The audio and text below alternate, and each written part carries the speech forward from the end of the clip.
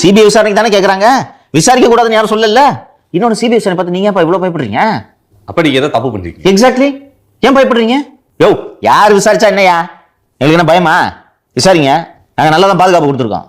என்னவென்றால் விசாரித்தால் பல்வேறு உண்மைகள் வெளியே வரும்.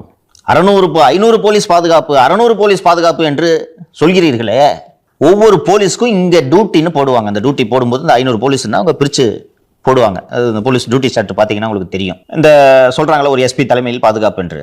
எஸ்பி எங்கே இருப்பார், எஸ்பிக்கு கீழே இருக்கக்கூடிய டிஎஸ்பிஸ் எங்கே இருப்பாங்க, இன்ஸ்பெக்டர்ஸ் எங்கே இருப்பாங்க அப்படின்னு பிரிச்சிருவாங்க. 5 இன்ஸ்பெக்டர் டியூட்டியில் இருக்காங்கன்னு வச்சுக்க, ஒவ்வொரு இன்ஸ்பெக்டருக்கும் கீழே 10 போலீஸ் 15 போலீஸ் அவங்க கிட்ட தான் ரிப்போர்ட் பண்ணும். இப்போ நிதிஷ் ஒரு இன்ஸ்பெக்டர்னு வச்சுங்க, நிதிஷ்க்கு கீழே 10 கான்ஸ்டபிள்ஸ். இந்த 10 கான்ஸ்டபிள்ஸும் நிதிஷ்கிட்ட ரிப்போர்ட் பண்ணும். உங்களுக்கு எங்கே பாயிண்ட்ன்றதையும் போட்டுருவாங்க. விஜயோட வண்டி வேலுசாமி புறத்துக்கிட்ட வருதுன்னா அந்த பைபாஸ் வந்து அந்த ஊருக்குள்ள ஏறுற இடத்துல நிதிஷ்க்கு டியூட்டி.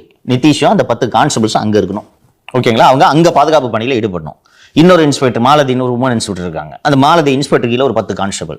உங்களுக்கு எங்க டியூட்டி? வேலுசாமி புறத்தோட என்ட்ரன்ஸ்ல இங்க டியூட்டி, இன்னொருத்தருக்கு ரவுண்டான பக்கத்தில். இப்படி டியூட்டி பிரிச்சிருப்பாங்க.